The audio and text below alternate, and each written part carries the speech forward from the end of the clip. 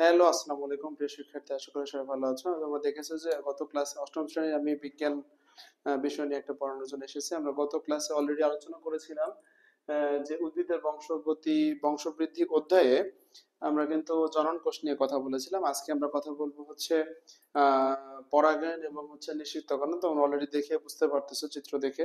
তো খেয়াল করো, আমরা পরাগায়ন কথাটা যেটা বলি, পরাগায়নকে অনেক পরাগ সংযোগ বলা হয়ে থাকে। পরাগায়নকে তাহলে কি বলা হয়ে থাকে? পরাগ সংযোগ বলা হয়ে থাকে। আচ্ছা, এটি ফল এবং বীজ উৎপাদনের একটা পূর্ব শর্ত। তাহলে পরাগায়নটা হচ্ছে মেইনলি ফল এবং বীজ উৎপাদনের একটা পূর্ব শর্ত। তোমরা চাইলে নোট করে নিতে পারো, আমি বোর্ডে লিখেছি যে ফুলের পরাগধানী হতে পরাগরেণু একই ফুলে অথবা একই জাতের অন্য ফুলের গর্ভমুণ্ডে স্থানান্তরিত হওয়াকে আমরা জানি, সেটাকে বলা হয় পরাগায়ন বলে। তো পরাগায়ন মেইনলি হচ্ছে দুই প্রকার। তো দুই প্রকার পরাগায়নটা হচ্ছে, একটাকে বলে স্বপরাগায়ন, একটাকে বলা হয় পর পরাগায়ন। তো স্বপরাগায়নটা হচ্ছে উদাহরণ হিসেবে, এক্সাম্পল হিসেবে আমরা বলতে পারি সরিষা ফুল, কুমড়া, ধুতুরা, এগুলো বলতে পারি। আমরা পর পরাগায়নটা বলতে পারি শিমুলের মধ্যে হইতে পারে, পেঁপের মধ্যে হইতে পারে, হ্যাঁ, এবং আমরা সেগুলাকে পর পরাগায়ন বলতে পারি। তো পরাগায়নের মধ্যে আরো অনেকগুলো যেমন ভাগ রয়েছে: পতঙ্গ পরাগী, বায়ু পরাগী, পানি পরাগী, প্রাণী পরাগী, হ্যাঁ। তো এই জিনিসগুলা পরীক্ষায় সবচেয়ে বেশি এমসিকিউ থেকে থাকে, যে এই এমসিকিউ গুলা যে বলে থাকবে যে জবা, কুমড়া এবং সরিষা ফুলে এটা কোন পরাগী ফুলের মধ্যে পড়ে, পতঙ্গ পরাগী নাকি বায়ু পরাগী নাকি পানি পরাগী নাকি প্রাণী পরাগী। তাহলে আমাকে আমরা তোমরা অলরেডি দেখতে পাচ্ছ যে পতঙ্গ পরাগী হচ্ছে জবা, কুমড়া এবং সরিষা, আর বায়ু পরাগী হচ্ছে ধান, আর পানি পরাগী হচ্ছে পাতা শেওলা, যেগুলো পানিতে হয়ে থাকে, আর প্রাণী পরাগী হচ্ছে কদম আর শিমুল এবং কচু। তোমরা দেখতে পাচ্ছ যে স্বপরাগায়ন এবং পরপরাগায়নের দুটা চিত্র আমরা কিন্তু এখানে এঁকেছি। তো খেয়াল করো, আচ্ছা, পরপরাগায়ন হচ্ছে একই প্রজাতির দুটি ভিন্ন উদ্ভিদের ফুলের মধ্যে যদি পরাগায়ন হয়, সেটাকে আমরা বলতে বলতে পারবো পরপরাগায়ন। তো খেয়াল করো, আমরা দেখতে পাচ্ছ যে এটা হচ্ছে স্বপরাগায়নের দুটো চিত্র দেখে এঁকিয়েছি আমরা। একই ফুলের মধ্যে, যদি একই ফুলের মধ্যে যদি পরাগায়ন ঘটে, তখন সেটাকে আমরা বলতে পারবো স্বপরাগায়ন। আবার একটা ফুলেই আমরা জানি পুংকেশর এবং স্ত্রীকেশর দুইটাই থাকে, তখন সেটার মধ্যে যদি পরাগায়ন হয় আমরা সেটাকে বলতে পারবো স্বপরাগায়ন। আর পরপরাগায়নটা তোমরা দেখতে পাচ্ছ যে দুটা ভিন্ন উদ্ভিদের গাছের মধ্যে এক ফুলের মধ্যে যদি পরাগায়ন ঘটে, তখন সেটাকে আমরা বলতে পারবো, এটাকে বলতে পারবো পর পরাগায়ন। তো এই চিত্রটা হচ্ছে পর পরাগায়ন। তাহলে স্বপরাগায়ন এবং পরপরাগায়নের চিত্র কিন্তু আমরা অলরেডি এঁকে ফেলেছি। তাহলে একই প্রজাতির দুটি ভিন্ন উদ্ভিদের ফুলের মধ্যে যদি পরাগায়ন ঘটে, তখন সেটাকে আমরা বলবো পরপরাগায়ন। আর পরাগরেণু স্থানান্তরিতের কাজটি অধিকাংশ ক্ষেত্রে কোনো না কোনো মানে কোনো মাধ্যম হিসেবে কাজ করে থাকে, যেমন বায়ু, পানি, কীট পতঙ্গ, এগুলা কাজ করে থাকে। তো এই ছিল স্বপরাগায়ন এবং পরপরাগায়ন নিয়ে কথা আমরা বলেছি। এখন আসো শিক্ষার্থী বন্ধু, আমরা কথা বলবো নিষিক্তকরণ এবং ফলের উৎপত্তি নিয়ে কথা বলবো। তো নিষিক্তকরণ, তোমরা ইতিমধ্যে দেখতে পাচ্ছ যে নিষিক্তকরণের একটা চিত্র আমি কিন্তু এখানে এঁকে ফেলেছি। তো খেয়াল করো, নিষিক্তকরণ হচ্ছে জনন কোষ বা গ্যামেট। জনন কোষ, জনন কোষকে ইংরেজিতে গ্যামেট বলে। গ্যামেট সৃষ্টি বা নিষিক্তকরণের পূর্ব শর্ত। তাহলে নিষিক্তকরণের পূর্ব শর্ত, মোস্ট ইম্পর্টেন্ট কোশ্চেন, সেটা হচ্ছে জনন কোষ সৃষ্টি হলো নিষিক্তকরণের পূর্ব শর্ত। এটা একটা এমসিকিউ কোশ্চেন হতে পারে এখান থেকে। তো খেয়াল করো, পরাগায়নের ফলে পরাগরেণু গর্ভমুণ্ডে স্থানান্তরিত হয়। এই পরাগায়নের ফলে এই পরাগরেণু এই গর্ভমুণ্ড থেকে স্থানান্তরিত হবে, এবং গর্ভমুণ্ডে স্থানান্তরিত হওয়ার পরে এখান থেকে নিঃসৃত যে রসটা আসবে, এটা শুষে নিয়ে এই একটি নালী দিয়ে বের হয়ে আসবে। এই যে নালীটা তোমরা দেখতে পাচ্ছ শিক্ষার্থী, এই নালীটার নাম হচ্ছে পরাগ নালিকা। এই পরাগ নালিকা, এই পরাগ নালী হচ্ছে গর্ভমুণ্ড ভেদ করে গর্ভদণ্ড, এটার নাম হচ্ছে গর্ভদণ্ড। এটার নাম কি? গর্ভদণ্ড। আর এই এই এটার উপরে যে এই গর্ভদণ্ডের উপরে যে মাথার উপরে এটা দেখতে পাচ্ছ, এটার নাম হচ্ছে গর্ভমুণ্ড। তো খেয়াল করো, এই গর্ভদণ্ড ভেদ করে ডিম্বকের, এই গর্ভদণ্ড ভেদ করে ডিম্বকের কাছে এসে পৌঁছায়। আচ্ছা, এবং এই ডিম্বকের এই পরাগনালীতে তোমরা দেখতে পাচ্ছ যে দুইটা পুংগ্যামেট সৃষ্টি হয়।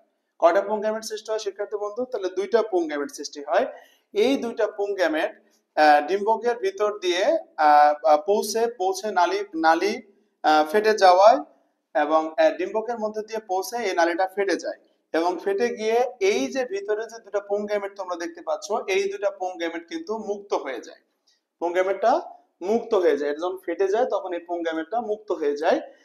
এবং ডিম্বকে আমরা দেখতে পাচ্ছি যে ডিম্বকে ভ্রূণথলি থাকে। ডিম্বকে কি থাকে? এটার নাম হচ্ছে ভ্রূণথলি। এই ভ্রূণথলি থাকে। এই স্ত্রী গ্যামেটে, এই ডিম্বকের মধ্যে স্ত্রী গ্যামেট থাকে এবং স্ত্রী গ্যামেটে এই ডিম্বাণু উৎপন্ন হয়। স্ত্রী গ্যামেটের বৈশিষ্ট্য হলো এর মধ্যে কি উৎপন্ন হবে? ডিম্বাণু উৎপন্ন হবে। তো এই ডিম্বাণু উৎপন্ন হয় এবং ডিম্বাণু উৎপন্ন হওয়ার পরে এই যে পুং গ্যামেট এবং স্ত্রী গ্যামেট এই দুটার মিলনের মাধ্যমে এই নিষিক্তকরণ প্রক্রিয়া শেষ হয়। তাহলে নিষিক্তকরণ প্রক্রিয়া হচ্ছে একটা ফল এবং ফল উৎপাদনের, ফলের উৎপত্তি হয়ে থাকে নিষিক্তকরণের ফলে। তো খেয়াল করো, আমরা ফলের উৎপত্তিটা এরপরে আমরা একটু আলোচনা করব। তো খেয়াল করো, তাহলে আমরা বলেছি নিষিক্তকরণ কিভাবে কিভাবে হতে পারে, আমরা বলেছি, আবার একটু রিভিউ করতে, সবাই মনোযোগ দিয়ে শুনবা। তো খেয়াল করো, আমরা বলেছিলাম যে পরাগায়নের মাধ্যমে এই গর্ভমুণ্ড থেকে আস্তে আস্তে পরাগরেণু হতে পরাগ নালিকা, গর্ভদণ্ড দিয়ে পরাগ নালিকার মাধ্যমে এভাবে আস্তে আস্তে এখানে ডিম্বকের মধ্যে, ডিম্বকের কাছে এসে পৌঁছায় এবং তারপর এখান থেকে দুটো পুং গ্যামেট সৃষ্টি হয়। এই ডিম্বকের মধ্যে থাকে হচ্ছে স্ত্রী গ্যামেট এবং স্ত্রী গ্যামেট আর পুং গ্যামেট দুটোর মিলনের ফলে এর নিষিক্তকরণ প্রক্রিয়া হচ্ছে আমাদের শেষ হয়ে যায়।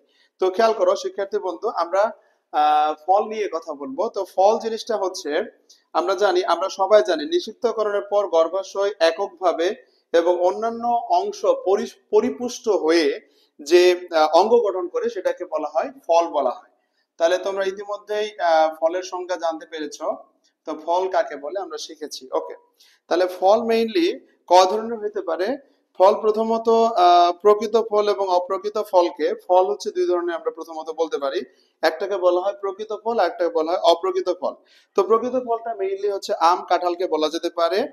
আচ্ছা, প্রকৃত ফল। আর অপ্রকৃত ফল হিসেবে বলা যেতে পারে, যেমন বলা যেতে পারে আপেল, চালতা, এগুলাকে বলা হয় অপ্রকৃত ফল। তো খেয়াল করো, তাহলে এই যে প্রকৃত এবং অপ্রকৃত ফলকে আমরা তিন ভাগে ভাগ করতে পারি। কত ভাগে ভাগ করতে পারি শিক্ষার্থী বন্ধু? তিন ভাগে ভাগ করতে পারি। এই তিন ভাগের মধ্যে একটাকে বলা হয় তাহলে সরল ফল, সরল ফল। আচ্ছা, দুই নাম্বার হচ্ছে, এক নাম্বার হচ্ছে সরল ফল, দুই নাম্বার হচ্ছে আমরা বলতে পারি গুচ্ছ ফল, আর তিন নাম্বার হচ্ছে গুচ্ছ ফল, আর একটা হলো যৌগিক ফল। গুচ্ছ ফল আর তিন নাম্বার হচ্ছে যৌগিক ফল। তাহলে আমরা বললাম প্রথমত ফল দুই ধরনের, আমরা বলতে পারি প্রকৃত ফল আর অপ্রকৃত ফল। এই প্রকৃত আর অপ্রকৃতকে উপর ডিপেন্ড করে তিন ভাগে ভাগ করা যেতে পারে। একটাকে বলা হয় সরল ফল, একটা গুচ্ছ ফল, আর একটা হচ্ছে যৌগিক ফল। তো গুচ্ছ ফল হচ্ছে নয়নতারা বা আকন্দ, আতা, শরীফা, এগুলাকে বলা হয়। তোমরা আতা একটা ফল দেখেছো, বাজারে পাওয়া যায়। তো আর হচ্ছে সরল ফল বলতে বোঝা হয়, সরল ফল আবার দুই ধরনের হয়, একটাকে রসালো ফল আর একটা নিরস ফল, যেটার মধ্যে রস থাকে সেটা হচ্ছে রসালো ফল, আর যেটার মধ্যে রস পরিমাণে একটু কম থাকে সেটার নাম হচ্ছে নিরস ফল।